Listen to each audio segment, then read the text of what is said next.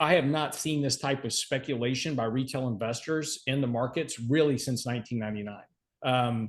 The amount of people that are taking on 2 times leveraged ETFs, single stock leveraged ETFs, call option volume is at levels that have not only not ever been seen, but are levels far beyond what anybody would have imagined even 10 years ago.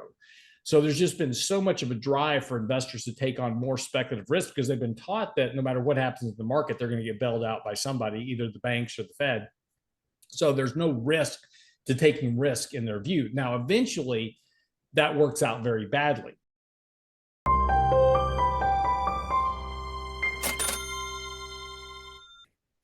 Welcome to Thoughtful Money. I'm Thoughtful Money founder and your host, Adam Taggart, welcoming you back here at the end of another week for another weekly market recap featuring my good friend, the peregrinatory Lance Roberts.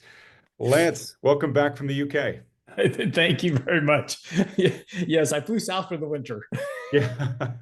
So peregrinatory, it would derive from peregrine. I'm sure everybody knows the peregrine falcon, but references making a journey, perhaps even a bit of a wandering one. And you just spent the past week in the UK. I have not caught up with you about it, so I want to hear the highlights real quick. Folks, you're seeing me in a different location, obviously. I am traveling this week. I'm in Boca Raton, Florida for Rick Rule's fantastic annual symposium. I literally just stepped off the stage, had to rush back to my room. I've got a late checkout here, so this one's probably going to be a little bit of a shorter weekly recap than normal.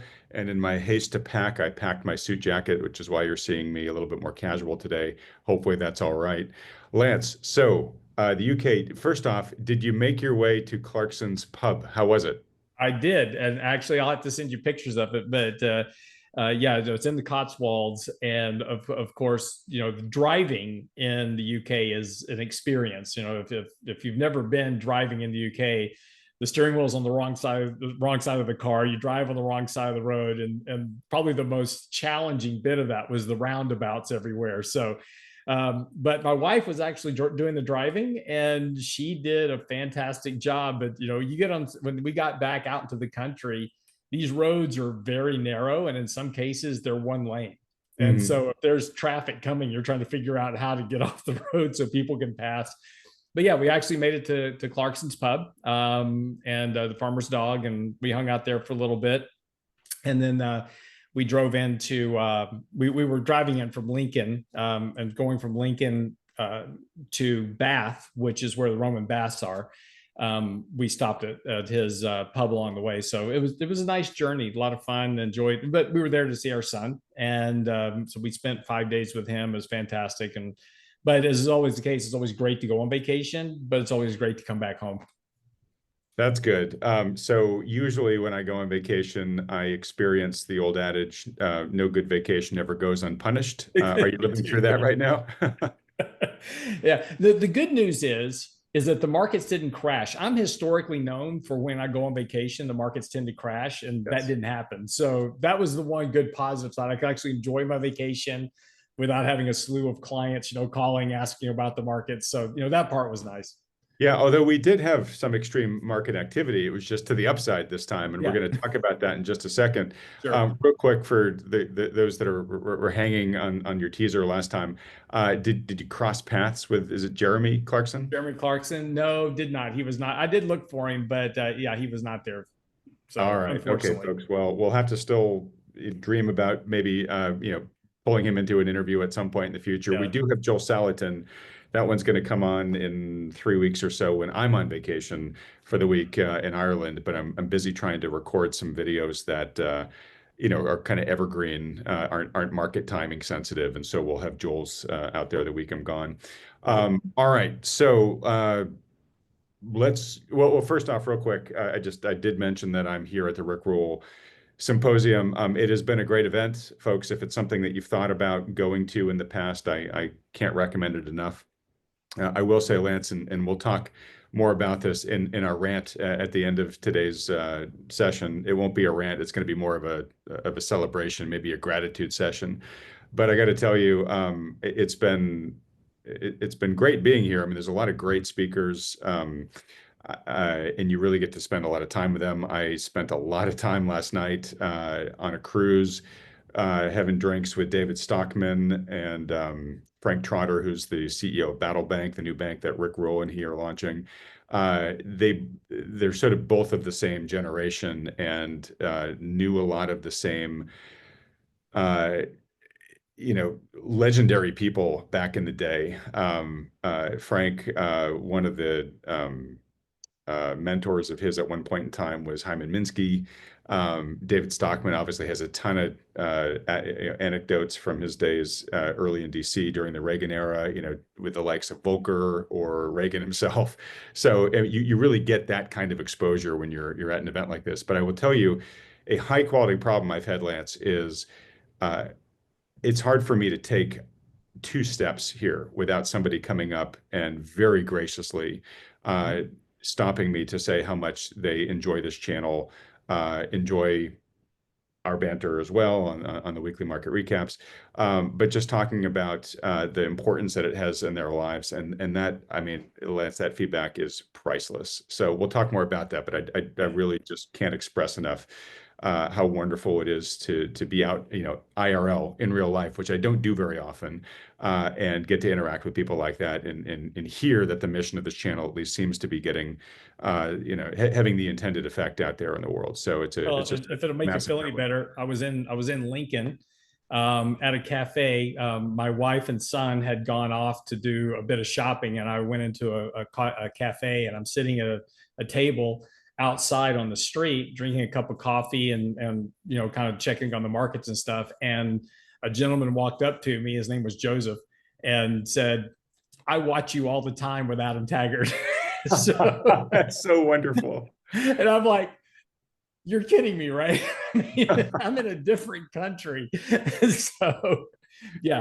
Isn't that crazy? Yeah. And that's I will have sometimes people who joke or be like, "Adam, you're famous." And I say, "Well, I'm kind of niche YouTube famous, but it's enough to be stopped in foreign countries." Actually, just coming here to record this with you, Lance, two of the people who stopped me, one was a gentleman from Peru, one was a gentleman from the Seychelles.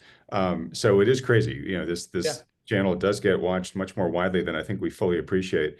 And just to let you know, Lance, one of the things Lance and I have chatted about recently, once the camera was off, was we know that there's a fair amount of Australians that watch this channel, who oftentimes reach out and say, "Hey, is there any chance you guys could come to Australia?" And we've started noodling how we might be able to make that happen. Lance, I met somebody out here from Australia. She's involved in the mining industry, but she also has sort of a social media platform out there, and she's got a couple of ideas. So anyways, folks, if you're from Australia, would like to see the Lance and Adam show come to your country, stay tuned. And if you've got any ideas on how we might be able to make that a little more probable, please feel free to reach out to me directly. I only have one requirement. I'm not flying to Australia in an economy class. That's a 22, like a 22-hour flight, something like that. Yeah. So, but basically, you do it for business class. Got it. Yeah, Business class tickets, and Lance is there. All right. Okay. So let's get to the main event, Lance. Yep. Melt up. I mean, it's hard not to use those words. I'm seeing them increasingly used in the media. It's not, though. It's not. Okay. So that's where I want to start. So, what legs do you think this latest run-up has? A good bit, actually. I'm actually writing a piece right now for this weekend's newsletter talking about probabilities and possibilities. And again, so first of all, let's just step back, because I'm seeing a lot of the same headlines, right? Oh, it's a melt up. It's a melt up. We don't have any of the underpinnings right now for a melt up. When you're having a melt up, what you have is one is the angle of ascent in the price of the market. In other words, the market's literally going up at a 75-degree angle. And that's not happening right now. We're climbing. We certainly are climbing, but that angle of ascent is very normal for a market move. More of a kind of a 30 to 45-degree angle. That's kind of a normal ascension. Are we getting a little bit deviated from longer term means, like the 200-day moving average? Yes. Are we overbought on a short term basis? Yes. Are we due for some type of a pullback? Yes. But melt ups are a function of sentiment and a function of positioning. And neither one of those are at extremes by any measure. We've gotten more elevated here recently for sure.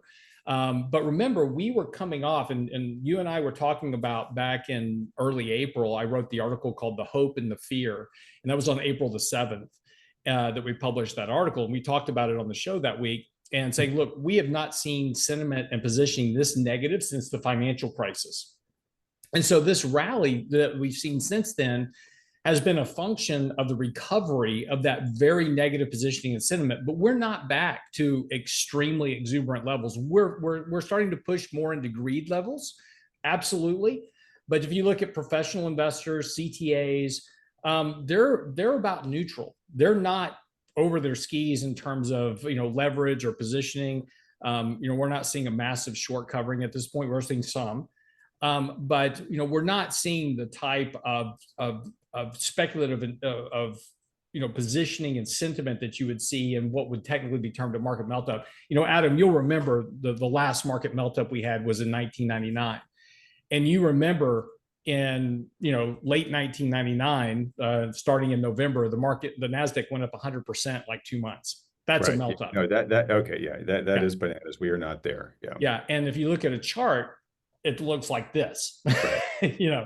And so it's the problem with the melt-up scenario is that it's great for feeding on fears and those type of things, but we don't have the dynamics for a melt-up. And so so the purpose of the article this week in our newsletter is I'm kind of breaking the market down into possibilities and probabilities. There's about a 50% probability over the next 3 months that this market could rally further. We've got earnings season coming up, which the bar is set very low right now for earnings. So it's going to be very easy to have a good beat rate by corporations for earnings. Buybacks will return beginning in August. So beginning August 1st, corporate buybacks will come back because the earnings season is starting to wind up at that point. The blackout windows are over. Yeah.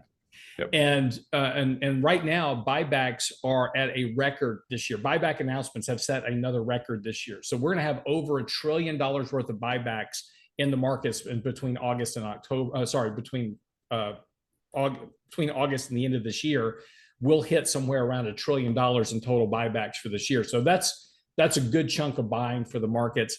And again, if the economy is doing okay, which it is, we don't have any real sign of economic recession on the horizon right now. We certainly have some signs of slowing, but there's nothing there that's going to degrade the potential for earnings to continue growing. So the issue over the next 3 months, the next quarter, is that if earnings come in better than expected, then markets are going to start to price up forward expectations. So we'll see expectations for third and fourth quarter increase. And that's going to help, stabilize valuations in the markets. Remember, markets trade off forward earnings. So that's when we have about a 50% probability this market could rally more over the next 3 months. What about the other 50%? There's about a 35% probability we get a 6% correction between now and sometime in August, September, maybe early October. That 6% correction would take us right now back to the 200-day moving average, roughly. That's a good support level for the markets, right around 6,000, maybe 5,900. If tariffs are reset August the 1st, we have a big jump in tariffs. He doesn't back off of these tariffs, and we don't go back through the stick and carrot negotiation thing. And that begins to weigh on markets and forward earnings outlook. That's where you get that correction. So that's about a 35% probability. The other 15% is a market that just chops sideways for the next 3 months and drives everybody crazy. So there's the premise for that kind of scenario is that there's a lot of momentum and bullish sentiment in the markets, a lot of optimism going forward in the markets right now. And if we get some type of higher tariff, but not onerously high tariff, then markets may have to digest that for a while. So, and again, work off some of these overbought conditions. So that's kind of the layout for the next 3 months. Predicting beyond that, it's a fool's game, but that's kind of what to look for potentially over the next 3 months. Okay. So let me ask you a few questions about that. So it sounds like 50% continued bull rally from here, right? So that's the majority outcast. Yeah. Or outlook. First off, I just gotta say, Lance, before you left, you might remember you had said okay, so now that we've had the pullback, markets are likely to go higher. And I said, wait a minute, what pullback? And you said, oh, that tiny little wiggle, right? And a lot of people said, Lance is using a microscope to find that quote unquote pullback. So one, I just want to let you know that there was a lot of people being like, all right, Lance was sort of telling us that there was to expect a pullback. We were expecting something a lot more material than what we saw. But it does sound like that you think that the preponderance of probability at this point in time is higher, that whatever was making you worried about a pullback, we're past that right now. No, look, I'm always worried about a pullback. No, That's I my know. I mean, job. you give us the other 50% odds Yeah. of what could happen here, but you're But still getting yeah, 50 just to an based on where upfront we are, there. and look, Yeah. and that doesn't look, and so two things too, right? So even when you look at the 50% bullish outlook, right? There's not a lot of upside in the market. So just because we say, look, the over the next 3 months, this market could be higher than where it is today. It could be slightly higher. It could be 1 or 2% higher in the next 3 months. I'm not talking about a 20% rally. And we had a 25% rally from the April lows to where we are now, right? We're not going to do that again over the next 3 months. Markets might be slightly higher over the next 3 months. If you break it down into risk reward, the downside risk outweighs the upside reward. So if I was an investor today sitting 100% in cash, I would deploy about 30% of that cash today. And I would do that in more probably low beta, low volatility type stocks, companies like Berkshire Hathaway, Visa, those type of Procter & Gamble, Coke. That would be more of my, kind of issue of going in, because the risk reward setup, particularly in high beta names, high beta is extremely overbought. I just did some analysis this morning on Twitter or X this morning, but high beta is extremely extended and overbought. You're going to have a correction and a rotation within the markets. And it doesn't necessarily mean the market has a big drawdown, but you could have a really rapid rotation within the market that's pretty violent. And if you're heavily invested in small cap, high beta names where there's a lot of risk, you could have a much bigger drawdown than the market could be flat and you could be down 10% because you're misallocated within the markets. So you got to be careful, one, when you talk about kind of the market, because that's a general nomenclature. We're talking about an index, and that's very different than how a lot of people are invested currently. Right now, I'm seeing a tremendous, and I wrote about this last weekend's newsletter and the week before, talking about, I have not seen this type of speculation by retail investors in the markets really since 1999. The amount of people that are taking on 2x leveraged ETFs, single stock leveraged ETFs, call option volume is at levels that have not only not ever been seen, but are levels far beyond what anybody would have imagined even 10 years ago. So there's just been so much of a drive for investors to take on more speculative risk, because they've been taught that no matter what happens in the market, they're going to get bailed out by somebody, either the banks or the Fed. So there's no risk to taking risk in their view. Now, eventually, that works out very badly for a group of people. But again, we're talking about the broad index, which is what you and I are talking about right now, the S&P index. Within that index, there can be very violent rotations between high chase momentum, high beta names, the Oklos of the world, the GE Vernovas, the Palantirs, some of these stocks that have run 60, 70, 80% from the April lows. Those can have 20, 30% declines. That wouldn't even break their bullish trends at this point. So, but at the same time, when those are getting sold off, you're going to see money rotate into lower beta, high value names like Berkshire Hathaway, like a Visa, like a Procter & Gamble, like a Coke, like a Costco, a Walmart. Those will hold up much better in that type of an environment. So you could have one group of investors that have a flat return over the next 3 months, and you have another group of investors that are down 20%. Yeah, okay. So let me ask you this then. Obviously, that's concerning, right? Mm-hmm. 1999 levels of speculation amongst retail investors here. Yeah. And if I just heard that alone, I would have thought that in your probability list that there would have been a section in there for like some sort of market drawdown, right? Mm-hmm. But it sounds like you see it's going to be more of a rotation into the lower beta element. So are you including that in the 15% chop? No. Now you're talking time frames. Those are different. Talking about next 3 months. Yeah. We don't have a catalyst in the next 3 months to create a .com crash, right? Earnings are fine. Earnings bar set very low. Economy's fine. There's no real financial crisis issue on the horizon right now. Yeah. You But know, I mean, but hold on. but do those catalysts telegraph themselves, or do they by definition have to be a Yeah, but surprise? no, yes, they will. But those things are things that take a lot longer to mature. So what we're talking about right now is over the next 3 months. Yeah. Look, I said this on the radio the other day when I was doing our show, is that we're going to have at some point, I don't know when, and like I've told you before about predictions, is that if somebody comes on your channel and says, hey, this market's going to crash by 50%, okay, tell me when exactly, tell me what's going to cause it exactly, and tell me exactly how to position for it and when it will be over.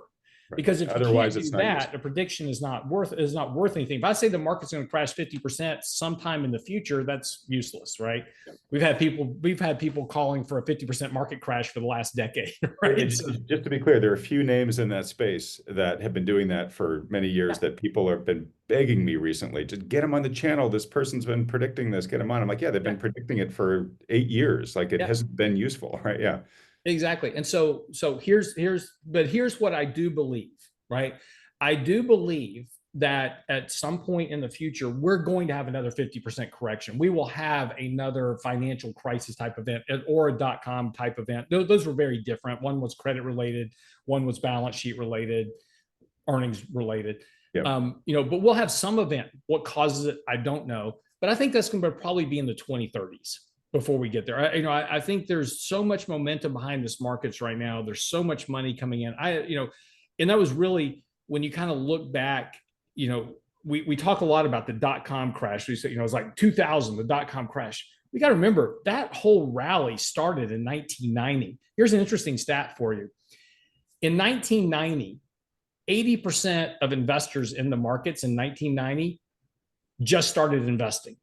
Because after 1974, people left the markets. They were like, I'm done. The black bear market wiped people out. They're like, I'm never coming back. And they never did. And so about 80% of all investors that started in 1990 had just started investing at the beginning of that bull rally between 1990 and 2000. In 1995, 80% of investors were new investors that had never invested before. Right. And started because everybody rushed in. Well, and remember too, from 95 onwards, that's when you started having the E-Trades of the world, and it began to become a lot easier for the individual to start opening. And of course, they were marketing to them and kind of fanning the FOMO. Exactly. And that's why there was such a big surge of individuals, because of that availability of investors to just buy everything. The reason I say this is important is because that was a 5-year run from 1995 to 2000. So they can last, these bull rallies can last for quite some time. But think about today, Adam. I have Robinhood now. Didn't have Robinhood even back then, but now I can just pick up my phone. I can open up an account with Robinhood or a variety of different brokerage firms, Webull, whatever. Public, start trading stocks on my own. I don't need an advisor. Free to trade. You can buy fractional shares. I mean, it just is so easy. So I'm bringing in all these individuals, and there were 700 new ETFs that came to markets last year. And again, we just have ETF people or, ETF companies are just generating product as fast as they can right now because there's so much demand for product. And this is also a warning sign. It's great that all these ETFs are coming to you, but that's also a warning sign because again, that's just a function of demand. And, now there's a big push to get private equity to be kind of public equity, which will kill the whole private equity market at some point. But we want to now get people invested. We want retail investors to get invested in public and private equity, and so it's going to be a very bad outcome of that eventually. But there's so much money chasing so few assets right now that it's going to take time for whatever event to occur to break that bubble. And so again, that's what I'm saying. It could happen 2 years from now. It could happen 3 years from now, but if you kind of look historically at timeframes between major crashes, those type of things, timeframes between recessions, it kind of puts the next one around early 2030s. Okay. And again, as you always say, Lance, valuations are terrible timing indicators. So it could happen tomorrow, but given the current landscape, Lance, you're not seeing anything that is flashing big Yep. warning signs of something major like this. I totally get it. All right, so let's move on to uh, the, the coming earnings season. You just wrote a piece on your site about Q2 earnings preview and what we might think might be coming. So I'd like for you to summarize that for folks real quick. There's been some hiccups in the video here, at least on my end, Lance. I don't know if you're seeing the same on mine. That's probably due to my hotel connection here, folks. There's really not much I can do about it. Hopefully you're getting the preponderance of what we're saying. We're going to keep soldiering on, but I just wanted to apologize if you are seeing some of the same freezes and hiccups that I'm seeing. So as you tell us about the earnings season, Lance, just in your answers, if you can address this. So I've taken good notes in my recent conversations with you. I think you still believe that forward earning estimates are still unrealistically high, Yeah. and that at some point the market, unless we get more economic growth than we're expecting, at some point the market's going to have to reprice for that. If I heard you correctly a few minutes ago, you said that earnings expectations for Q2 are pretty low, and they always get marched down. So just help us understand where the delta is between too low today and too high tomorrow. So yeah. So first of all, yeah, this is a very interesting. Let me share a chart here with you. So this is the estimates. This is the evolution of estimates. So this is from S&P itself. This is the company that actually, produces the S&P 500 index. So I use their earnings estimates. Now there's FactSet, there's other companies out there. And what FactSet does is that they take estimates from all the Wall Street estimates, but this is directly from the index provider itself. So I figure that's probably the best, measure of earnings estimates is what they're predicting for their own index. But what you'll see is that we started in the first time that S&P put out estimates for the S&P 500 index for 2025 was in March of 2024, and they said, "Oh, earnings are going to be $234 a share." We're now down to $220 a share as of June 15th. So that's a $14 reduction on estimates going in. So that's a pretty deep cut to earnings estimates going forward here. But once we get into the next quarter, all of a sudden there's a 15, there's like a 10 or 12% jump in estimates for next quarter. In other words, there's going to be this massive rebound in earnings over the next quarter and the quarter after that. Now, again, what'll happen is that when I start posting up for Q3, you're going to see the same type of chart for quarter three, because as we get closer to quarter three estimates, those will start getting cut. But this is always the game. Now, when does that matter? It doesn't matter that these estimates are getting cut as long as it's a gradual rate of cut. So kind of think about boiling a frog, right? As long as I boil a frog very slowly, he doesn't know what's going on. But that's kind of what happens with earnings, and markets just look past it. They're like, oh yeah, they're getting downgraded a bit, but everything's great. Markets are going up. It's all awesome and it's fantastic. And then this is the whole millennial earnings season where everybody gets a trophy because we cut those estimates so much. We'll have about an 80% beat rate. So at the end of this quarter, everybody says, "That was a great earnings season. We had 80% of companies beat on earnings and revenue. It's fantastic." And the market goes, "Oh, this is awesome. So we can justify 22 times earnings because next quarter we're going to be back up to $234 a share." So based on that number, valuations are only 20 times earnings, not 22. And then we're off to the races again. And then we gradually slow them down. Where it matters is when something happens. And this could be something like August the 1st. So let's just play a little hypothetical here. August 1st rolls around. Trump says, "You know what? Nobody came to the table. We're going back to the original tariffs that we had back on Liberation Day. And in fact, not only that, but I'm going to slap another 50% tariff on everybody just because they ticked me off." And the markets aren't ready for that. And so markets would then have to immediately adjust earnings. So when you have a big adjustment to earnings, in other words, you're at 234 today, and then August the 1st, it's 215. That's where you get the big reversion in the markets. That's where the markets, we saw back in April. And that's exactly what happened back in April. If you remember, we had that 10% drop. Right. That was because those tariffs were having to be factored into what forward earnings were going to look like. And so when something unexpected or exogenous happens that affects that forward outlook dramatically, that's where you get the market impact. As long as it's just a grind slower where we're boiling the frog, so to speak, markets don't really pay much attention to that.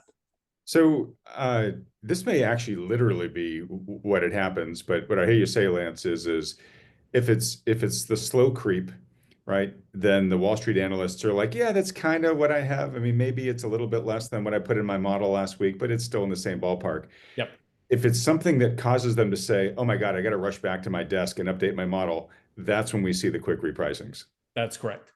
Yeah, yeah, Yeah. okay. All right. Well, look, uh, And let's that article's on our X, X account right now. So if you go to Substack at Lance Roberts, or if you go to X as well, I'll have that article posted here shortly up on all those platforms. So if you're not following me on Substack, go follow, and then after the interview, I'll have that article posted. But it goes through all the drivers for earnings, et cetera, for the second quarter, what to expect. So there's a good bit of data in there. Okay, so two things about the earnings seasons. We know the bar is low to your point now. We're going to find out whether they step over it or not. I mean, Yeah. odds are likely high. Have any companies started reporting yet, or Yeah, we had Delta come out, report it. Their Delta's kind of kicks off earnings season. I don't know when it changed. It used to be Alcoa a long time ago, but Delta was kind of first this week. And they did a good bit of cost cutting measures. I kind of made a joke on the Real Investment Show this week. I said, yeah, the airlines are figuring out a way to become much more profitable. I said, pretty soon there's kind of the subway handles that you go in, you just stand up as you fly so they get more people on the plane. But, Delta announced pretty decent earnings, more cost cutting measures, helping improve profitability. So, so far, so good. But again, okay? next Thursday and Friday, we have the major banks kick off. So we'll have JP Morgan, Wells Fargo, BlackRock, et cetera, late next week. The following week, we'll start getting a smattering of your big companies, and they'll really start reporting. The next week after that, you're going to get all the Mag 7s. You'll get Meta and Apple and Tesla and those guys. So after next Thursday, Friday, things are going to get pretty frenzied in the markets. Okay, and it really is less what the earnings results are, right? And it's more about the forward guidance. Yeah, I think that's going to be the key driver. So if you're looking for something that might undermine the market over the next, next month or so, and again, downside risk is certainly present in the market. So I don't, when we're talking about probabilities and possibilities, there's a decent probability that this market can have a correction of up to 6%, over the next 3 months. And one of the drivers would be outlooks and earnings, where they say, hey, our earnings were fine for the second quarter, but these tariffs are going to kill us in the next quarter. The markets are not prepped for that. Yeah. Our So I earnings mentioned, estimates are way too elevated for that type of an announcement. So forward guidance is going to be crucially important during earnings season. okay. So I mentioned I had drinks with Stockman on the cruise last night, and I did ask him this question because he's no fan of Trump. I mean, that's no secret. He bangs on the table about that every day, and he thinks that you know everything's going to end in tears based on the policies that the president is currently pursuing. And so one of the questions I asked him, because he was on a long tirade about how these tariffs are so disruptive to corporate planning. Yeah, I said, okay, so there is a fair amount of economic activity that has not been happening, right? Certainly in the first couple of months after April, a lot of corporate execs were like, look, we don't know what the future is going to look like, so we're not going to deploy a lot of capex right now because we don't know what kind of future we're investing for. The dust is somewhat settling, but still, every day this week alone, there've been a ton of new tariff surprises, right? The tariffs on 10% tariffs on BRICS countries. He's, thrown a 50% tariff on Brazil and 50% tariff on copper, right? I mean, there's just surprises still coming left and right. I think we just re-up tariffs again, or the threat of tariffs on Canada. So there still is a lot of uncertainty swirling out there. So that economic activity that otherwise would be happening now still isn't to some certain degree. So my question to Stockman was, so are we setting up a lag effect here where there's going to be sort of an air pocket that we experience in a quarter, 2 quarters, 3 quarters, where we would have expected to see the results of normal economic activity over last quarter and this quarter, but we're not going to get it because there's been reduced activity? What are your thoughts on that? Well, first of all, the macroeconomic data is not fantastic. right? So if you actually take a look at the stock market, all right. So here, let me back up real quick. So, let me show you this chart. This is actually from the article that I just published this morning on earnings. So this is an economic composite index that we create. This has more than 100 data points in it that cover both soft and hard data. So it covers ISM manufacturing, ISM services, leading economic indicators, Chicago Manufacturing Index, all the Fed regional indexes, so forth and so on, right? So This is the everything bagel of indicators. Yeah, it is. It's the everything bagel with even some extra sprinkles on it. Okay. So that's the red line. The black line is the annual rate of change in the S&P 500 earnings, right? Right now, we've had a fairly sharp deterioration in the economic data, but the earnings are still pretty elevated. And you see that in the blue circle on the right. And you can see the historical correlation. It's pretty high. And that makes complete sense, right? Where does corporate revenue come from? It comes from economic activity, right? So it's you and me going out to Walmart to buy something, or going to Costco, or going to Home Depot, or whatever. That's how they generate their revenue. And from that revenue is where their earnings come from. So without economic activity, how can earnings stay extremely elevated? Well, buybacks and some other stuff, but you get the idea. So right now, there's this detachment between the market and slowing economic activity. Now, the economic activity isn't terrible. We're not falling off the cliff and going into a recession right now, but it certainly doesn't, if you want to look at it into an isolated bubble and say, is economic activity supporting the market? No, it's not. The market is detached from the underlying economy, and that can happen for fairly decent periods of time. So, I mean, it's not like a crash warning indicator, but it does tell you that unless the economy begins to recover rather sharply, earnings estimates are going to come down. And when you apply, the tariff impact and that on top of it, there's a potential risk to earnings going forward.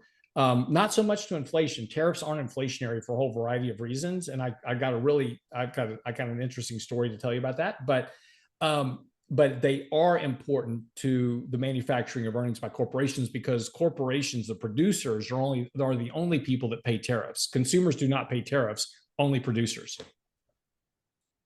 Okay, and this is really interesting. I'm looking here, taking out kind of the outliers there of the global financial crisis and COVID.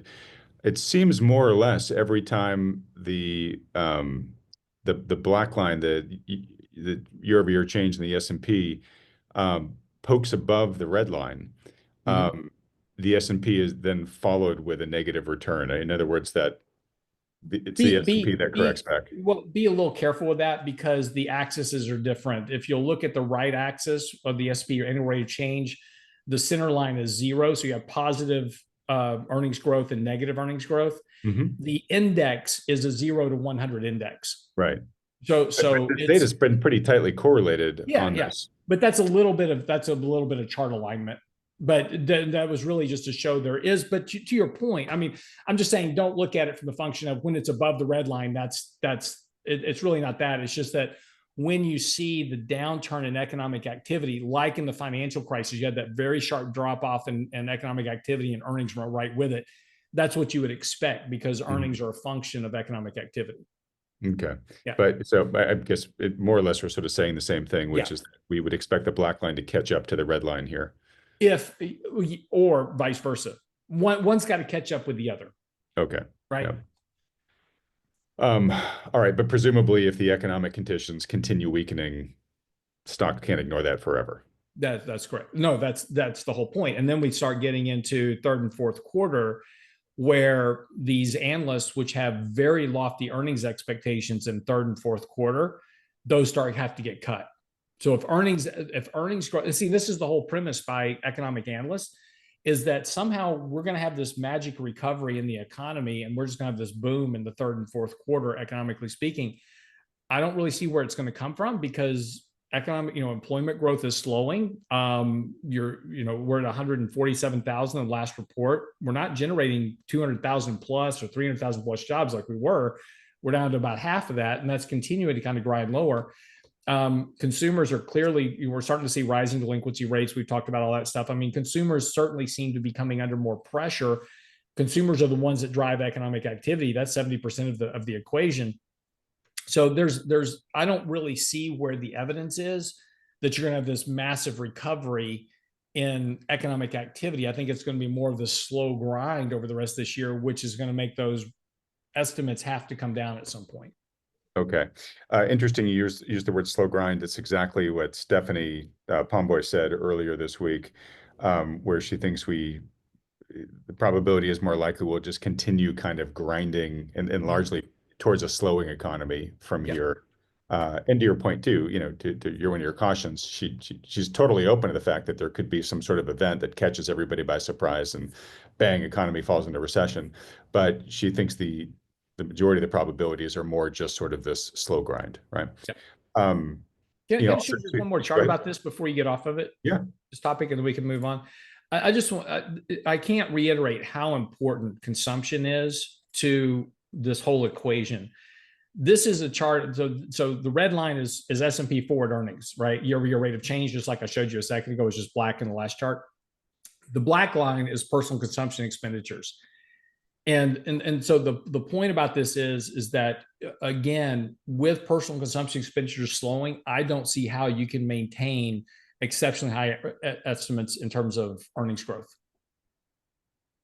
Right. It's just because that's where earnings come from, is from consumption. Yeah, that's such a great point. And this is where I have trouble getting my brain off of this these days. We have a weakening housing market, Mm-hmm. right?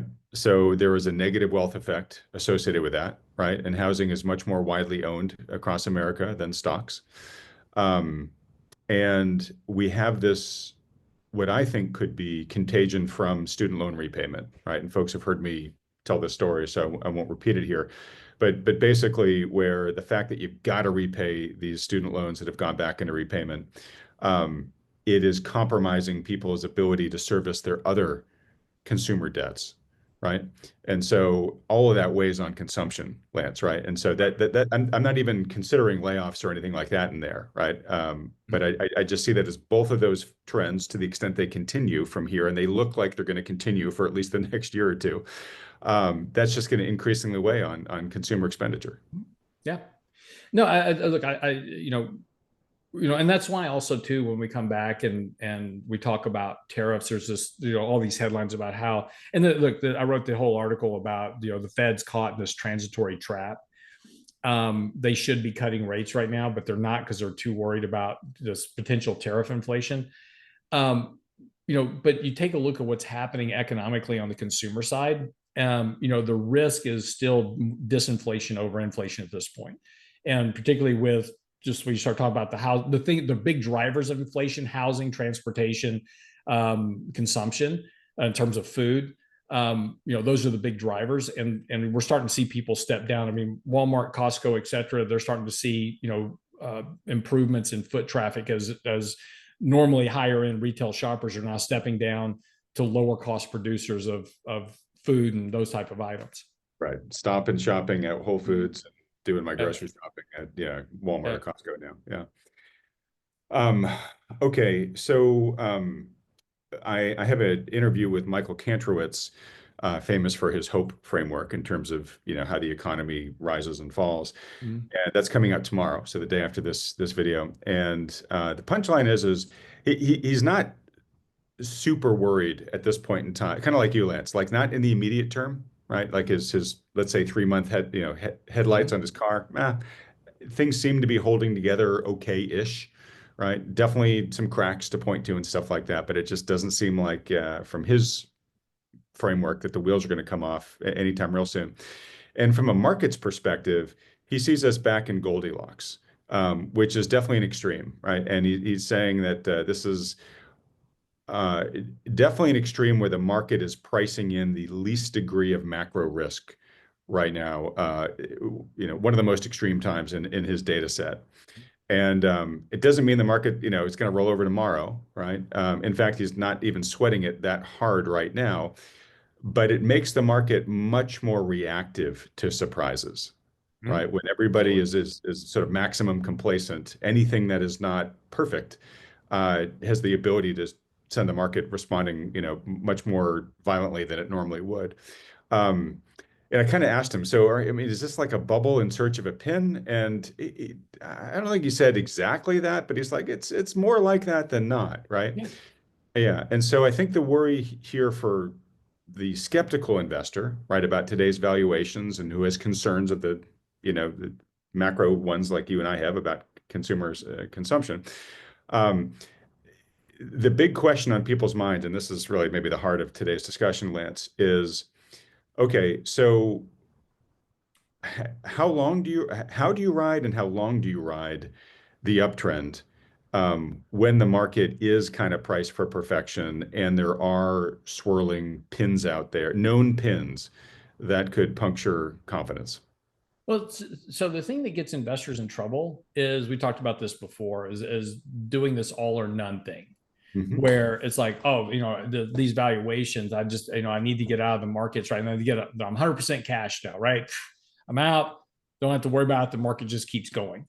Um, you know, and it's interesting because we see this a lot, and this is why we talk so much about risk management here, which is understanding that there is risk in the markets. Here, let me show you a chart of something, because there's a really good story behind the NVIDIA, as you know, just hit $4 trillion in market cap this past week. This is a chart of NVIDIA. What's important to note is that during this entire kind of rise in the stock, there's been a lot of stories about, oh, the stock's going to crash. It can't support its valuations. Oh, DeepSeek is going to kill NVIDIA.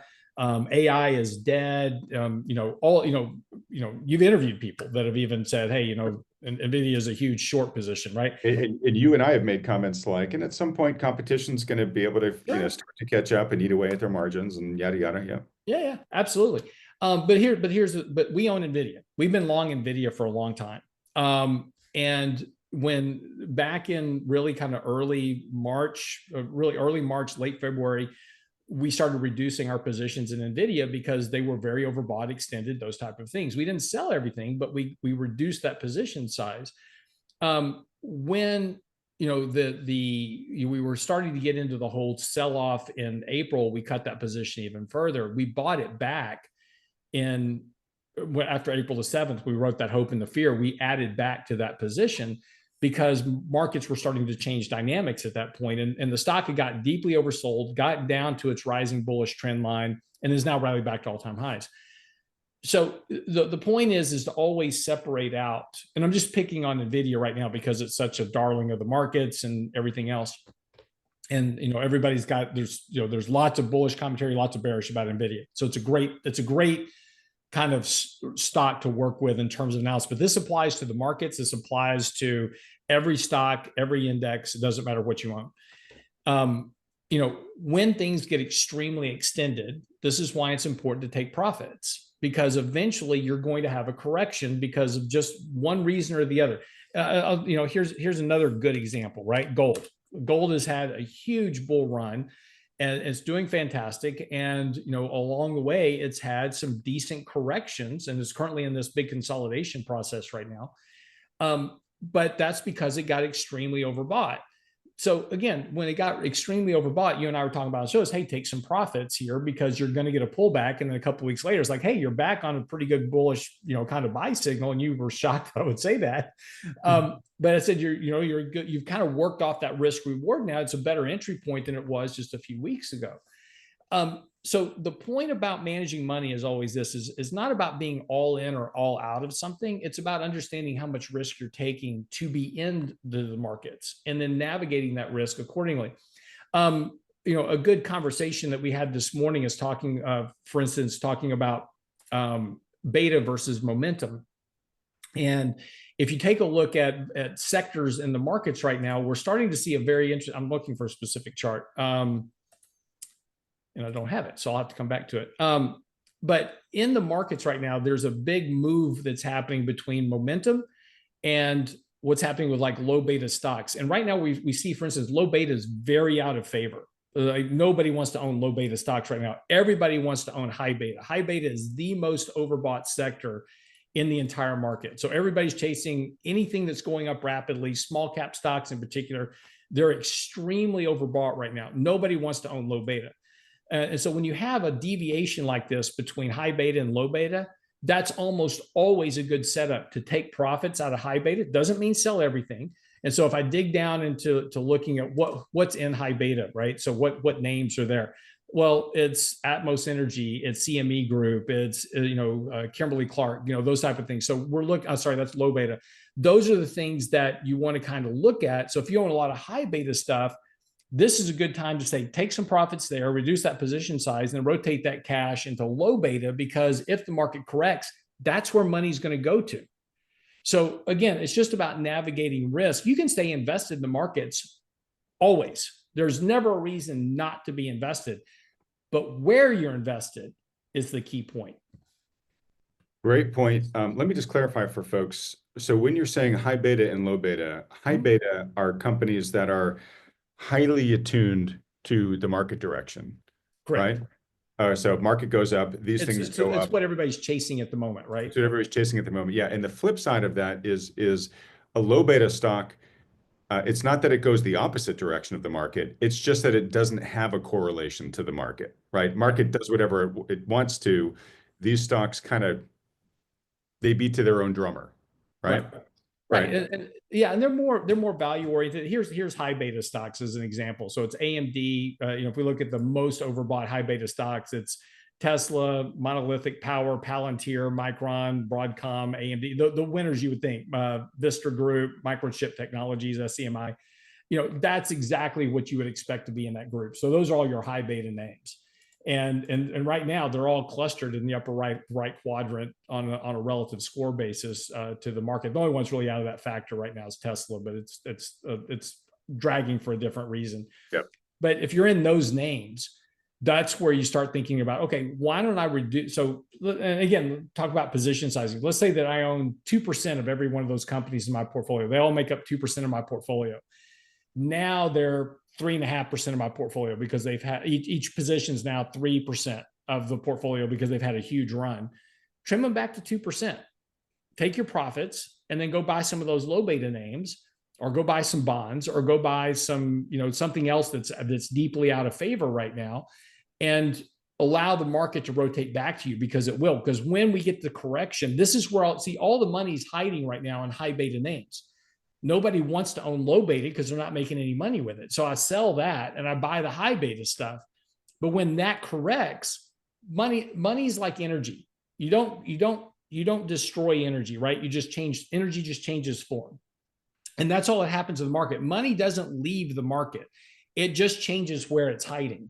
So it sells here, and when people start seeing that get sold off, they go, oh my gosh, I got to get out. So they sell their NVIDIA position or whatever, and then they go buy a Coke, which is now starting to get money flows, and we start to see the recovery in the market in those areas because money's starting to hide there for safety and dividend. And so then you participate there as well. So this we actually have a whole model that we use in our office, which just looks basically at the rotation between high beta, low beta. And when you see that correlation begin to flip, that's when you know to take profits and rebalance your risk in your portfolio. But you can stay 100% invested in stocks all the time. It just depends on where you're invested. Where you are, exactly. And just to sort of finish my inquiry here, when the market is richly valued, then the risks of being too exposed to the market, if it corrects, get a lot higher, right? And to be in low beta stocks, there's sort of two rationales for it.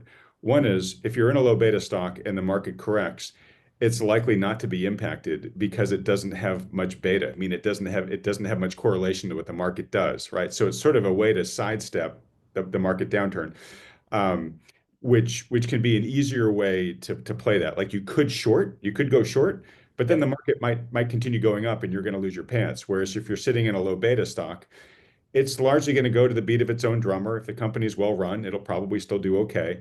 Market corrects, not going to be that impacted because it has low correlation with the market because it's low beta. But to your point, Lance, you then also have the optionality that if the market says, hey, I'm kind of getting beat up on these high beta stocks now, maybe I want to look at something that's a little more, little more boring in a good way, then they go into low beta. And so you get the pop from that too. Yep, exactly.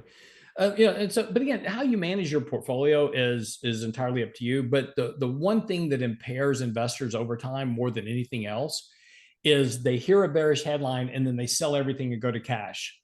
and then the market keeps running up. And then so finally they get, well, that was wrong. So I've got to get back in now. And that's when they typically buy the top of the market, Well, and they get caught on the next downturn. so yes, but I would say the problem is actually at a level above that, which is that, and understandable because we're people, right? Mm-hmm. And we like to keep things simple because there's a whole zillion other things our brains need to focus on. And so we tend to take kind of a binary in or out approach. Yep. Right? So whatever we're doing, it's like, okay, well, it's easy for me to be all in on that, right? Or and the Is all ability out. to kind of layer a well-diversified portfolio and have all these different positions, and I have this for this reason and that for that reason.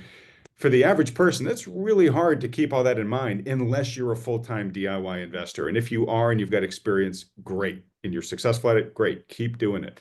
But if you're like, as I say all the time, if you're a regular person, that's really hard to do. So if you find by taking, if you like take an honest inward look and say, you know what, I'm kind of maybe one of those people who's just sort of all in on whatever my thesis is. And yeah, sometimes it works for me, but man, sometimes I get really clobbered. This is where you want to recruit the professional help to say, hey, doesn't mean you still can't do the trades that interest you, but on kind of keeping a well-diversified garden and making sure that, okay, I know why I'm in these positions and I know what their specific strategy is in my overall portfolio. That's where like an advisor can really help you by just offloading all that work that you should be doing, but highly likely probably aren't because you're human. Yeah. And look, I mean, managing money is hard because nobody wants to lose money. That's it's just like, I've worked hard for this money. I don't want to lose it, which I find fascinating, right? Because people say that it's like, I don't want to lose my money, but I'm going to go buy the highest beta volatility stock I can find, and I'm going to put it all in there. So people are very funny about how they measure and quantify risk mentally.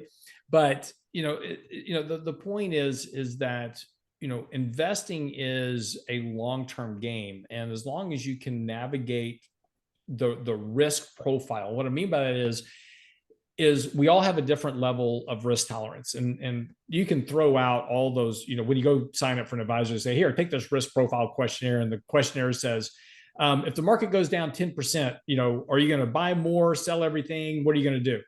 Well, it depends on what the market's doing. If the markets are going up, everybody says, no, I'm not going to sell anything. I'm going to hold. If markets are crashing, they're like, I'm selling everything. So right.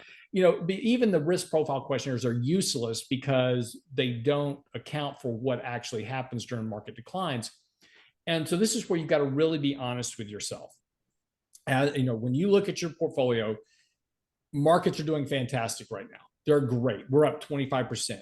Everybody's forgotten about that near 20% decline that we had in March and April. That's ancient history. But I can tell you for a fact, I had a lot of clients call me and say, why aren't we selling everything and getting out? This market's about to just, it's just about to crash because of tariffs and all this other stuff. And I'm like, no, it's not. But here's where we are. But think about how you felt then. And were you on the cusp of selling everything at that point when the markets were down 20%? Importantly, look at your portfolio. Was your portfolio down more than the markets? If it was, you have too much beta volatility. Probably have too much risk, yeah. Yeah.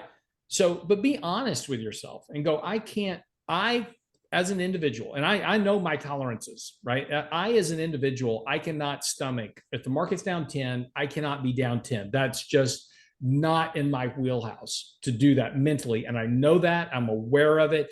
I'm also aware that if the markets are up 10%, I want as much of that 10% as I get, but I know I can't get all of it because I'm too conservative as an individual.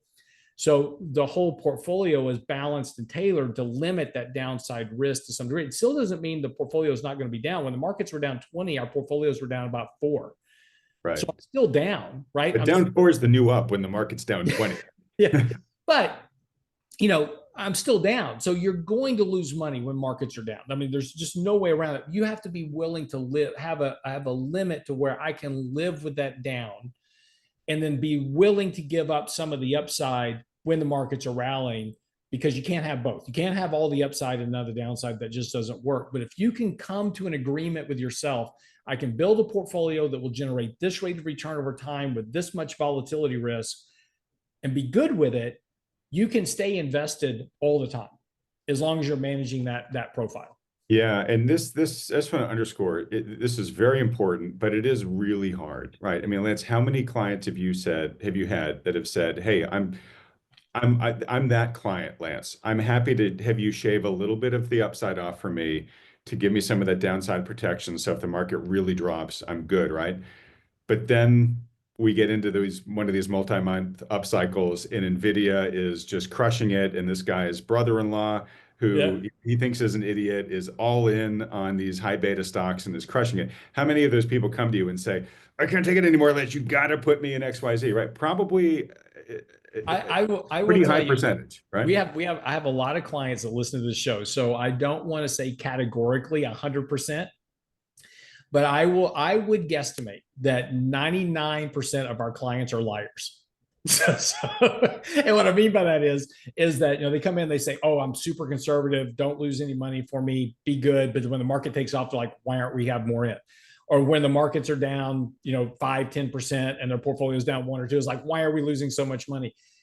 It's not, it's just that emotional bias that all humans have. And despite our best of intentions, emotions are still going to try to rule us. And that's where it gets really difficult. And that's where you've got to step back and go, I know that's my emotional bias. I know that's where I am emotionally, but let's actually look at the portfolio and see what it's doing. And if there's a problem, you fix it, right? I've got something that's completely falling out of bed, we sell it, right? Or I've got something that's really overweight, I need to trim it back, and be willing to give up some of the gains. Nvidia is just going off to the moon. Why don't I have 100% of my portfolio in that? Because it's not smart. Because eventually it's going to stop going up and it's going to go down. But this is where we've got to be really honest with ourselves, and in terms of what our expectations are, and aligning ourselves with our portfolio and our goals, not some random benchmark index. The S&P has nothing to do with you. Focus on your goals and say, my goal is to grow this at some percentage rate every year, and build a portfolio that'll do that for you. And that's easy today with yields at 4% on bonds. Building a portfolio that generates 4 or 5% a year is easy right now. Yeah, and that is a great point, where we do live in a really good time on a relative basis, from where we were, say, 3 years ago. Yep. Where you can pursue return with much greater or much less risk than you were able to back then. So just to clarify one thing you said, and then we'll move on. I know you didn't mean it this way. I don't think they're liars. I think facetious, but I know. yeah, you know what I mean. I think they're human, and I think what they're doing, which is what you're saying, is we just underestimate. We're bad at estimating risk, right? Just as humans, it's not how we think naturally, and we underappreciate how much our emotions can drive our thinking when we get stressed, right? And that's exactly the point. I mean, it's always with the best of intentions when we set goals and do financial plans and design models and all those, because those are all very tailored, to every client. Every client comes in, they get with Danny or Rich or one of our John Penn or one of our financial advisors. They set up a very very thorough financial plan. They design goals around that plan for withdrawal rates, for contribution rates, all those type of things. And then they calculate all that for the rate of return needed to ensure the longevity of the portfolio. And that's the goal, right? So the goal is, great, this portfolio needs to generate 6% a year. So we build a model to generate that rate of return for them. But what I mean by they're liars is that it's just that emotional bias of the market comes in. It's like, well, the markets are up 20. Why aren't we up 20?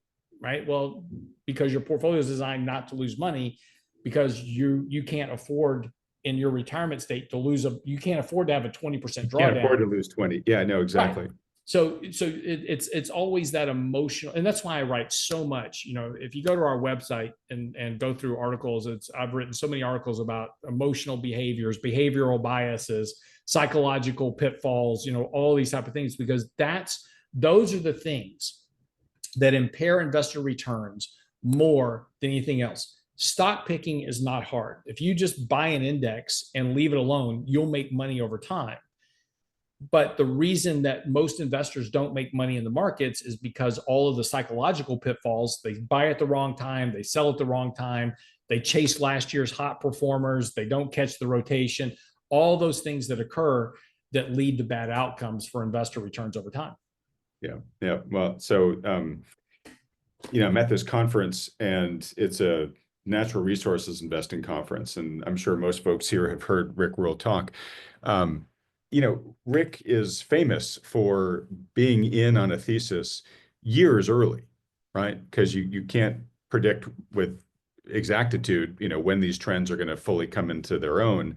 And so, he's sort of at the extreme tail end of long-term orientation, right? I'm going to be in this trade. I'm confident in the thesis.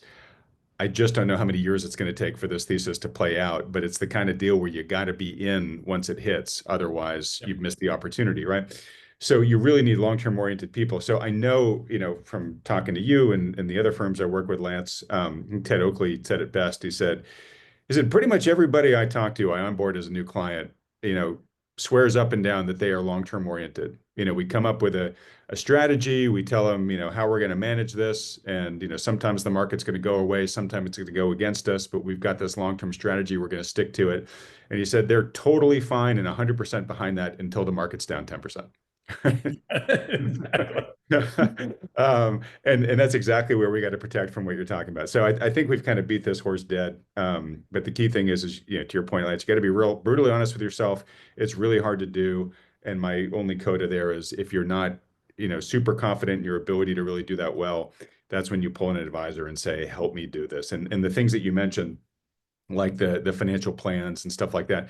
That I think is so helpful because it's like the hard evidence that you create in advance, so that when emotions are raging and you kind of can't think straight, you guys can go, okay, well, look, when we were thinking clearly, this is what we came up with. How much of this do you want to change? And people look at it, oh, okay, actually, all this still makes sense. Okay, it's grounding me that even though today feels bad, this still seems like it's going to make sense for tomorrow.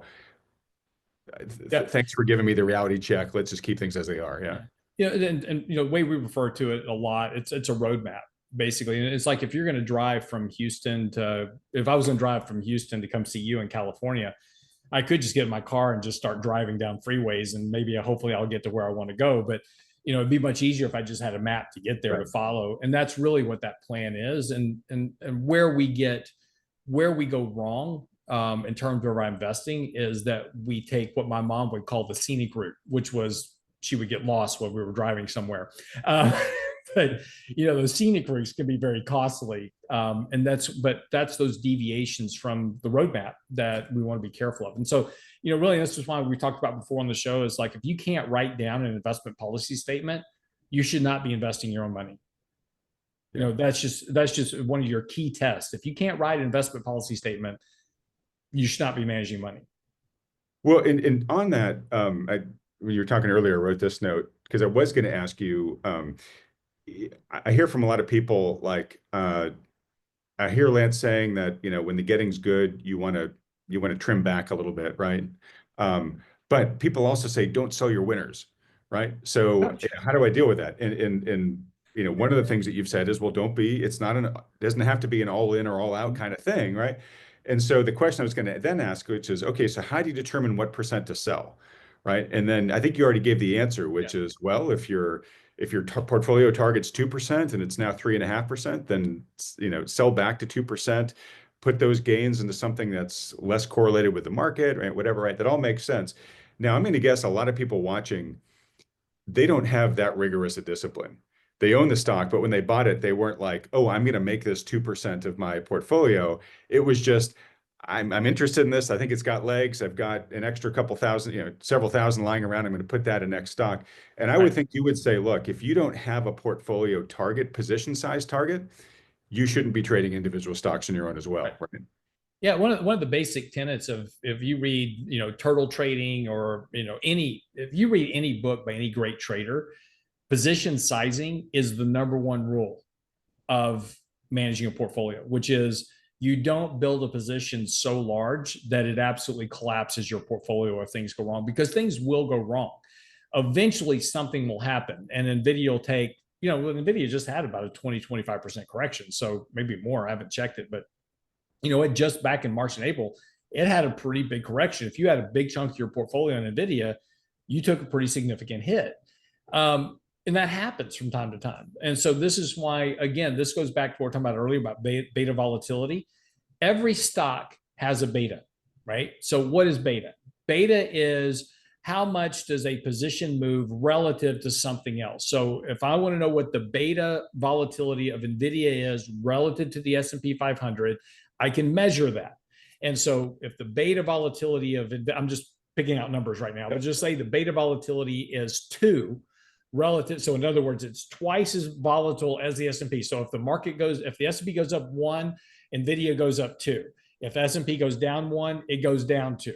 So it's got a beta volatility of 2 relative to the markets. Well, that means that if I want to have a position weight in that portfolio, and say my normal position, say I'm going to build a portfolio that's equally weighted 5% in every position, but I get to NVIDIA, which has a beta volatility of 2.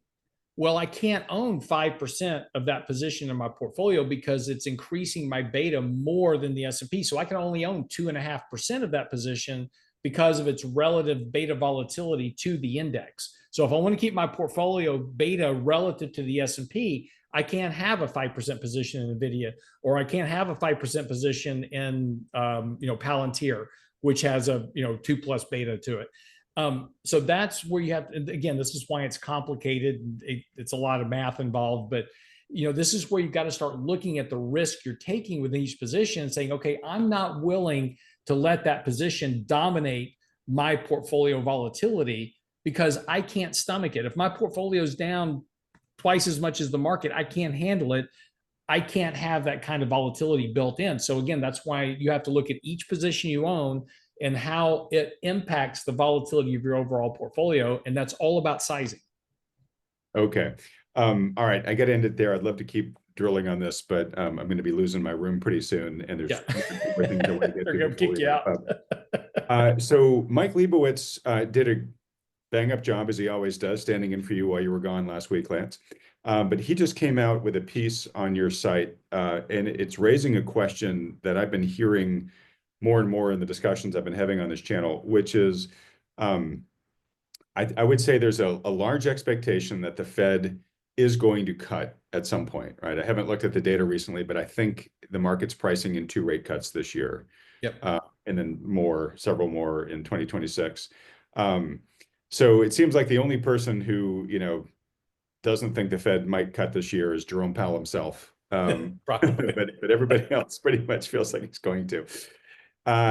And the question is this a buy the rumor, sell the news event? Meaning, when the Fed eventually does cut, is that something that could, I don't know if it'd say surprise the markets, but it could surprise investors, that the narrative is, oh, rate cuts great for stocks, Fed cuts rates, stocks should really get a big bump out of that. Could that already be being priced in and it be more of a sell the news event when the Fed ultimately does start cutting? Yeah, historically, that's the case. Normally, when the Fed's cutting rates, stocks don't actually do all that well. And generally, the reason is let's go back to our earlier conversation about earnings and what drives earnings, which is economic activity.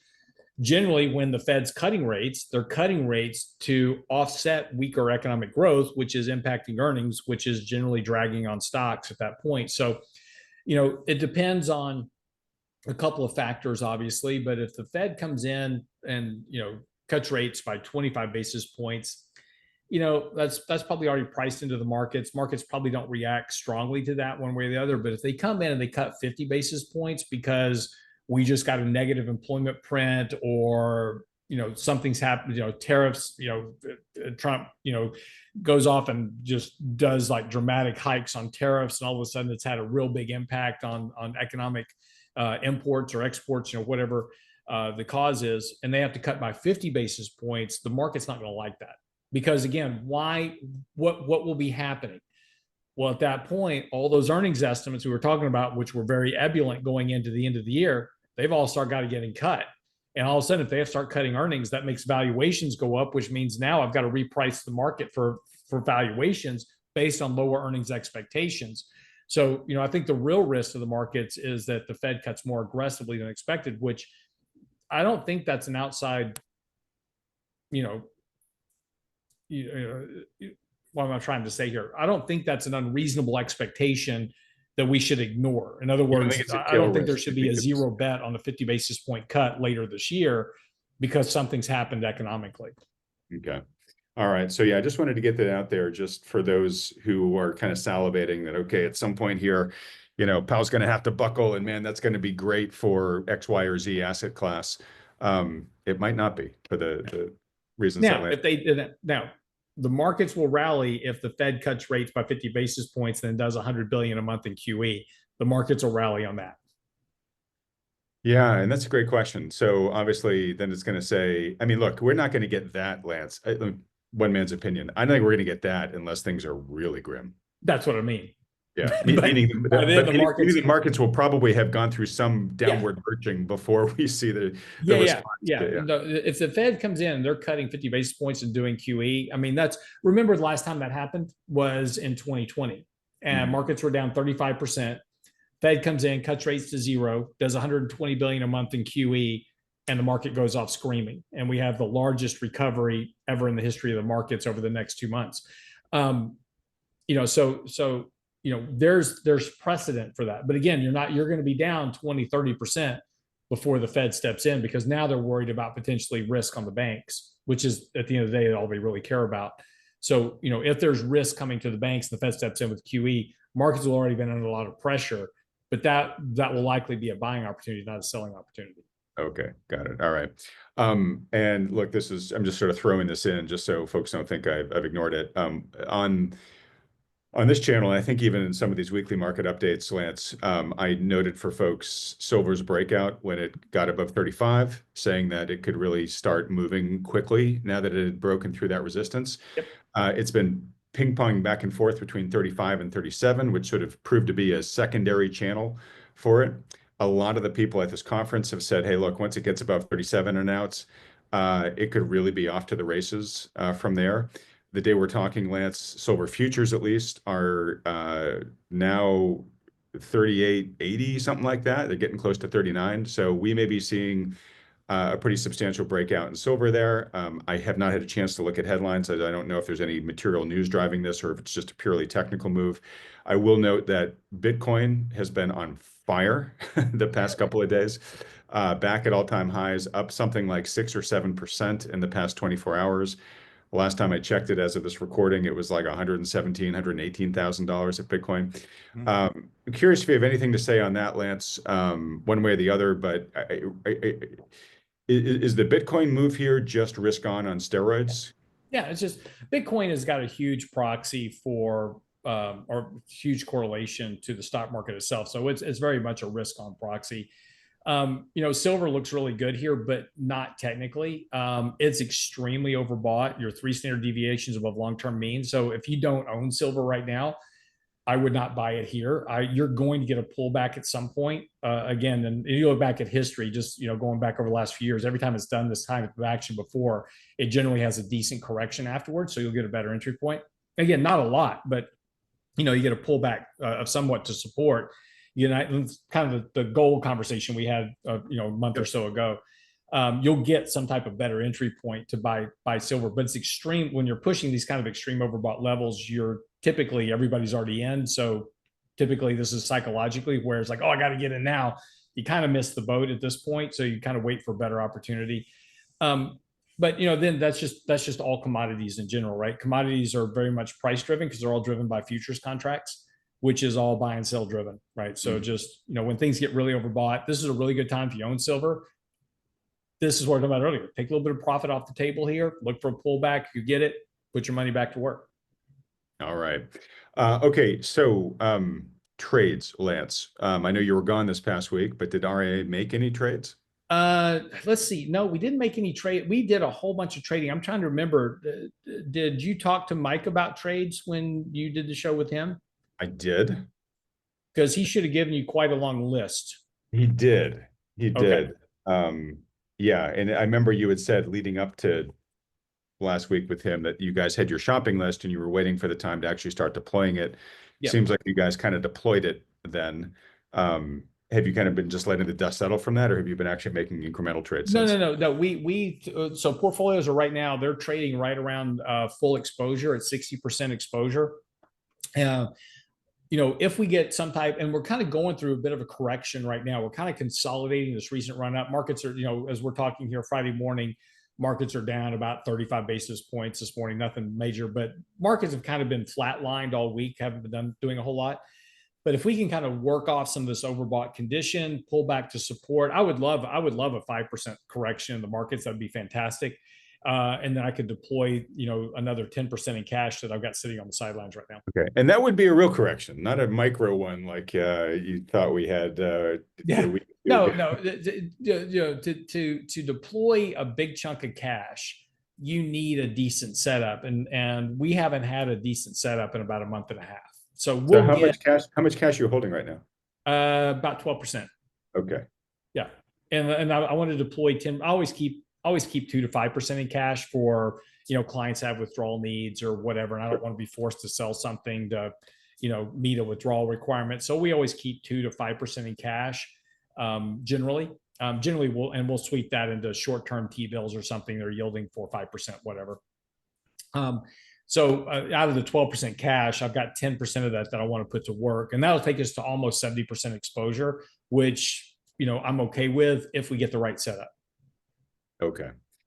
All right. Well, look, let's get to the rant part here. And again, this one's much more of a positive, more gratitude session than it is a rant. But I just wanted to kind of circle back to what I said at the beginning, Lance, of the just immense amount of goodwill that people have been showing me here at this conference. And if you're one of the people who has come up and talked to me, and you're now watching this after the conference, I just thank you again for being so kind and so gracious. The thing that it's really hit home for me, Lance, is there really is a need out there for channels like this. And I'm not trying to make a commercial here for Thoughtful Money. There are other financial influencers that are here. In fact, I was just on a panel this morning with folks like Danielle Camboni and Jay Martin and several other folks who do what I do. And Rick himself moderated the panel, and it really got to the point where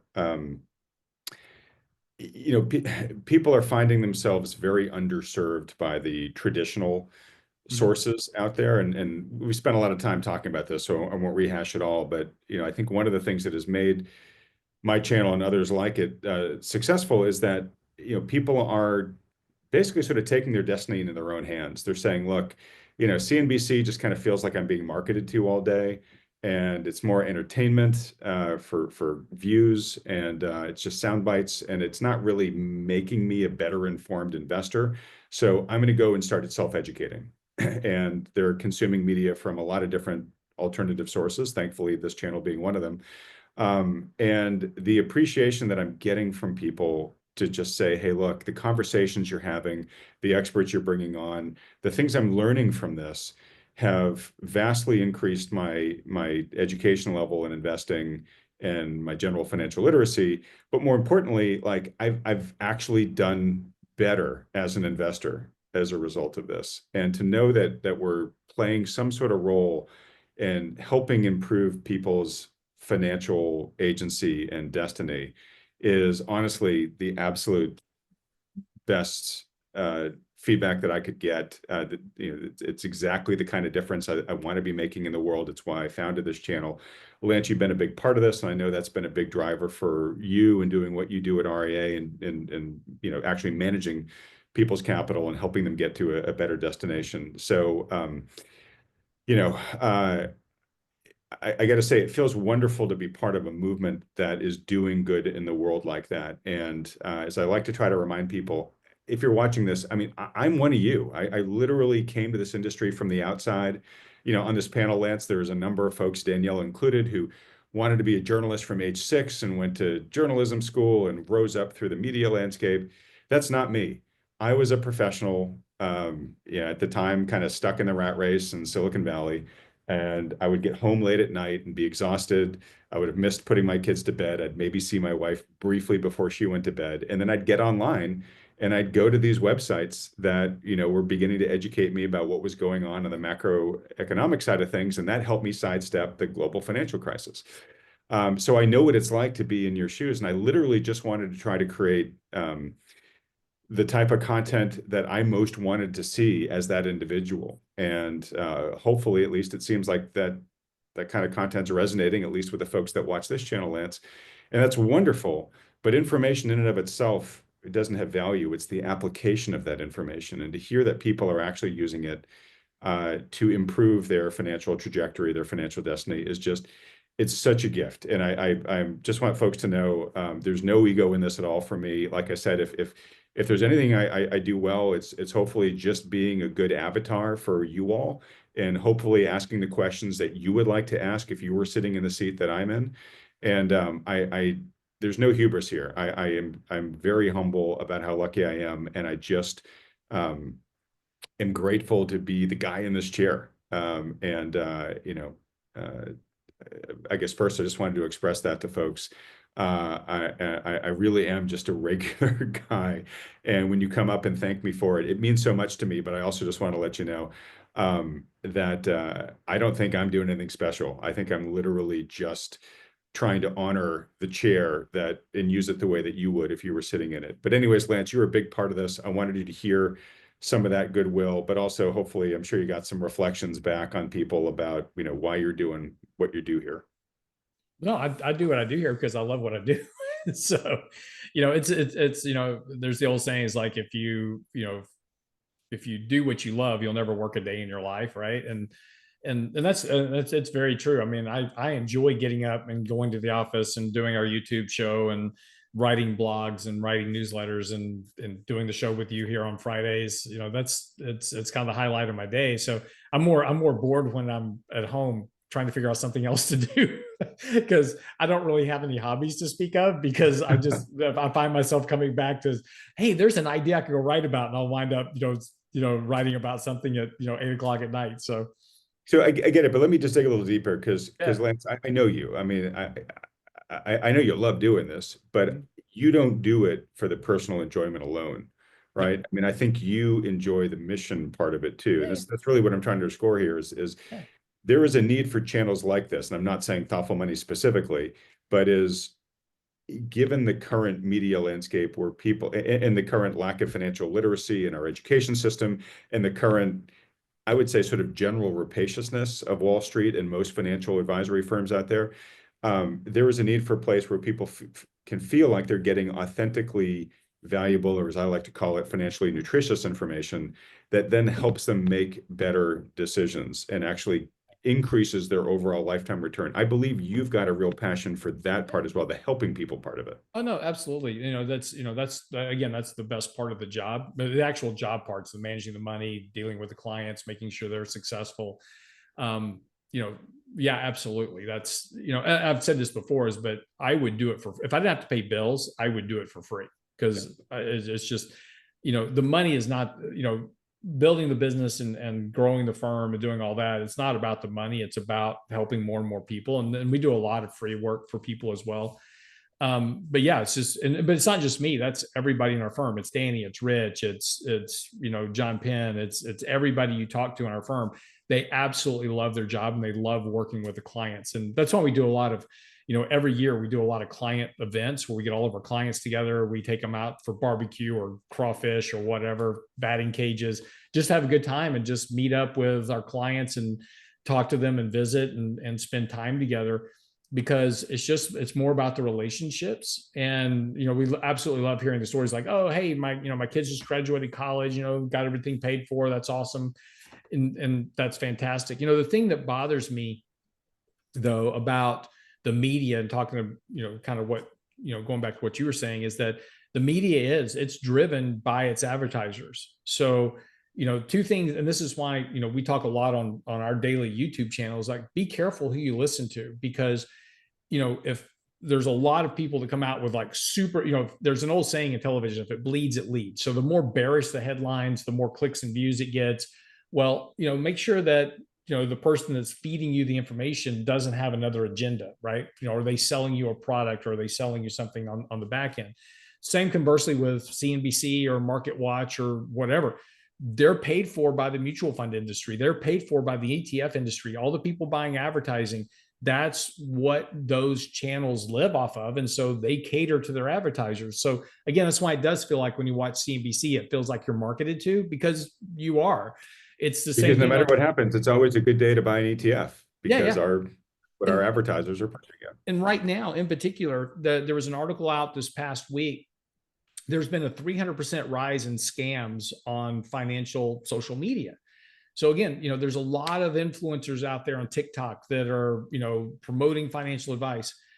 A lot of these people have no financial experience, they have no financial background. They just started making YouTubes for whatever reason, and they're getting paid for, the more clicks and views they get on their content. That's how they make their living. Nothing wrong. There's nothing wrong with that. Just be careful of the source you're getting information from, because, if I just tell you what you want to hear, great. But do you really want good information? And that's the real challenge, because a lot of times the real good financial advice is not the stuff you actually want to hear. It's like, hey, you know what? If you want to build wealth, you can't do these things, right? If you do these things, you're not going to build financial wealth. You're going to have to sacrifice to save money. Nobody wants to hear that, right? But Well, just that's like you how said you earlier, actually like, build hey, money. when you're making a killing in the stock, this is the time to actually start selling it, right? Yeah, yeah. Nobody It's wants not to hear fine. that. It's like, Yeah. just go buy, just go buy, here's my TikTok channel. Go buy this cryptocurrency you've never heard of before. There's a 300% increase in these what's called the pump and dump scheme, where people are starting TikTok channels. They're promoting some low price stock or some cryptocurrency, whatever it is. They already own a big volume of that. They drive up the price of it and they dump it. That's the modern boiler room. It is, and it's rampant right now. So the point is just be careful. There is no get rich quick scheme that's going to work long term, and more often than not, get rich quick schemes wind up making you a lot poorer. But again, people don't want to hear that, because we like the whole idea of throwing money in the markets and making big returns in the market. I can build a lot of wealth today if I just buy this cryptocurrency or this stock. It sounds great, and it may work temporarily, but more often than not, it doesn't. And so just going back, just be careful where you get your information from. It may not be me, it may not be from Adam. Just be careful where you get your information from, and make sure that it's really in your best interest. So this was actually a big part of the question that Rick asked me in this panel, and I want to be really clear that as I mentioned, people are moving to alternate forms of information because they're not feeling well served by the traditional financial media. So I very much feel the weight of the responsibility of the fact that really the only currency that I have at the end of the day with this audience is trust. It's trust that I am going to do my best to try to bring them valuable content, right? That it's going to be to the best of my ability, bias free, ideology free, and that I'm going to be trying to bring on smart guests that are worth their time, and I'm going to ask the right questions to bring out the maximum amount of value in the conversation. And so, folks, I mean, honestly, to Lance's point, if you don't ever feel like you are getting that from this channel, I'd be the first one to tell you to go to the next source that's giving you a higher yield on that, right? It really keeps me humble in the fact that, like, look, I don't want to do anything to call into question that level of trust that this audience has put in me on this. And I know that every time, not everyone's going to love every interview. I just released one with Art Laffer, which I think is a very valuable interview to listen to, especially because he's one of the voices that President Trump is listening to. A lot of people didn't agree with him.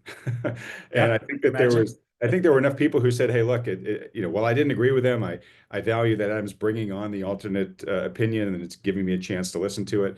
But there are some people who were just like, oh my God, I can't believe that you let this guy in your channel, right? And but I do that to live the trust, which is, look, I'm just not going to bring you everybody who has a certain ideology, right? I'm really trying to help bring everybody who I think is a valuable piece of the puzzle along. Hopefully I do that well, and you continue watching. If I don't, like I said, I'd be the first one to say, then go somewhere where you're getting a better value than what I can give you. But anyways, or tell us what we can do better. Exactly. Right? Yeah. Say, hey, look, you had this guest, he's super bullish. Have this guest is super bearish, or vice versa, right? have, and and maybe at some point, Adam, we need to have more debates where we get two people with opposing views and we just have a conversation. I will definitely do that. And actually, there's some folks that would have specifically said they'd love to see you debate some of the other folks around here who are a little bit more.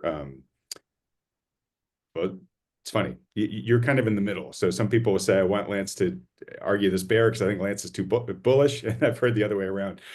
So I will definitely work on that. Just FYI, so happy to do it. Debates are a bit harder to organize because you've got now 3 people's schedules. And sometimes some people don't like the format. Doesn't mean I won't try, folks. So just to let you know, if it's a little slower in happening, it's Yeah. logistics, not my resistance to the idea.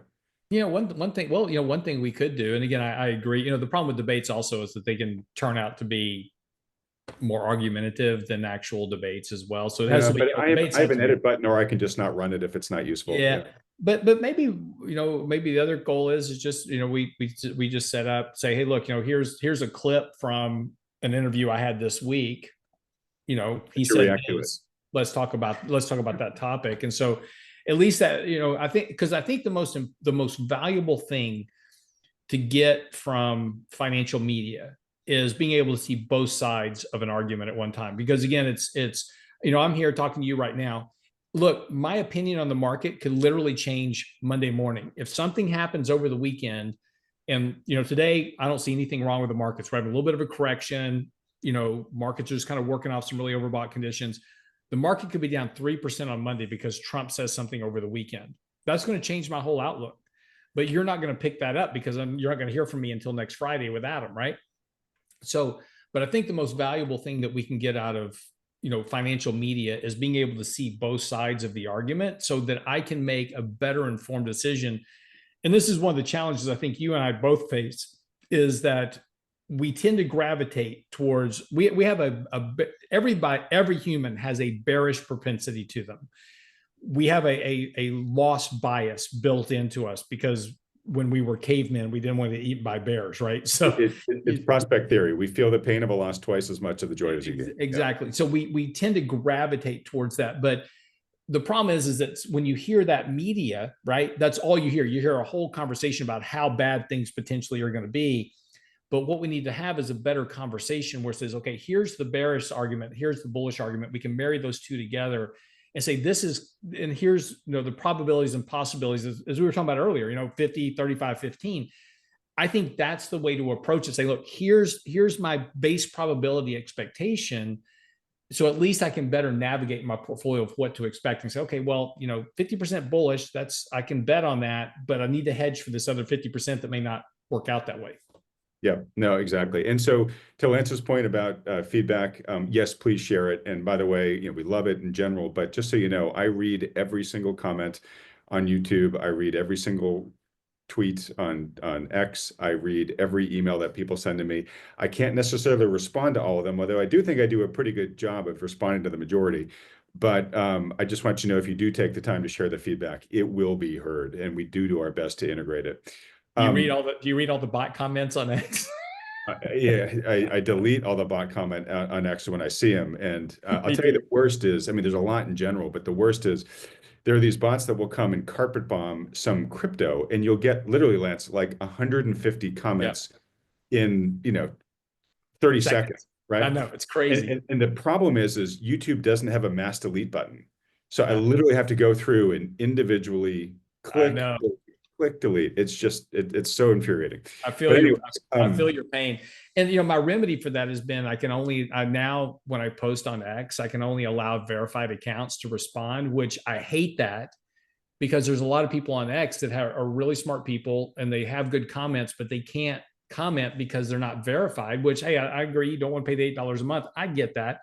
But if I allow everyone to comment, it's 150, like you said, it's 150 bot comments selling some, crypto thing or some other scam, person out there. And there's no easy remedy. And I apologize for that, but there's just no easy solution for it. There isn't. I'm still hand deleting those because I don't want to close that channel of communication. It is rough though. I got to say, if X doesn't solve it anytime soon, I'm probably going to follow your lead. But in wrapping up here, I hope you don't mind me sharing this, Lance, but to your point about client events, you and I were brainstorming the other day. You were entertaining Oh about, yeah, no. I'm going to put it out there. We're going to see what No. you think. Yep. So, I was trying to think of ways in which Lance and I could spend a little bit more time in real life with viewers of this channel that want to spend time with us. And we were trying to think of sort of experiences that we could put together. And I thought of marrying two things that Lance and I have some expertise and skills at, but that could be kind of fun. So I'll do mine first, and then we'll do Lance's. All right. So I love to play pickleball. Folks have heard that. So if you want to come spend the day with Lance and I, and as part of that day, play a little pickleball with anybody that wants to come on the court, play with me. We'll pull Lance out there. I think I've got an advantage over Lance in pickleball, but his dad was a tennis pro, so I think Lance is the sleeper here. I don't think he's going to be a pushover. That could be fun. If you don't know how to play, happy to do a clinic, before we all get in the court to teach people the basics of it. There aren't that many. And then to reciprocate, Lance, a former MMA professional, we thought that he could teach sort of the basics of combat fighting. I think more in the spirit of here's some basic self-defense. So if you ever find yourself as a 50-plus-year-old person like me in a dark alley and some scary guy comes up, here's three things that you could do to get away. But once Lance gives us a little bit of a clinic on it, I'll get in the ring with him and we'll see how I fare against Lance, at least until he knocks me unconscious. Yeah, that could be fun. All right. But look, I'm 60 years old. I got a bum shoulder. We'll have to work it out. What you're trying to actually intimate that I could maybe do a little bit better against you than Yeah, maybe. I don't think so. I'm never overly confident, 54, buddy. I got my own ailments and I've got no training like you have. All right, I'm game. I mean, I need to learn how to play pickleball for sure. All right. Well, look, folks, if that's something that you would enjoy either experiencing in person by spending the day with us, playing a little pickleball and getting in the ring with Lance or watching me getting the stuffing beat out of me by Lance, let us know in the comment section below. Probably too hard to engineer, but if folks couldn't attend in person, but we had somebody there with a video camera, at least catching the highlights, maybe we could, let people participate vicariously from their laptops if they can't be there in real life with us, Lance. But anyways, folks, if that sounds fun, let us know. If it sounds terrible, let us know and we'll scrap the idea. But we thought that could be a fun way to spend a day. I think the pickleball sounds like a great idea. I mean, it's a lot of fun. There's a reason why it's America's fastest growing sport. Yeah, I agree. I was a tennis player my whole life. I understand that a lot of tennis, purists look down their nose at pickleball, but I got to say, don't dismiss that out of hand. It really is a lot of fun. No, it's the same way I was growing up. My dad was a tennis professional back in the 50s and 60s. He played Pancho Gonzalez. He played the circuit, the whole 9 yards.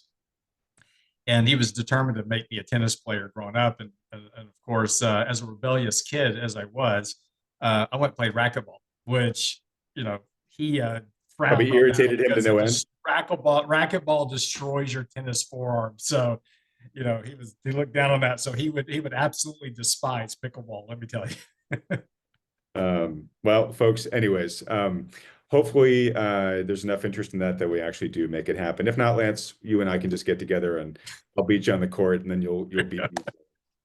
Anytime. All right. Well, folks, if the only other thing that sounds more fun than that to you is watching Lance Roberts on this channel week in and week out in these market recaps, please let him know that by hitting the like button and then clicking on the subscribe button below. As a reminder, we are trying to get to 150,000 subscribers on this channel by the end of July, which is my birthday.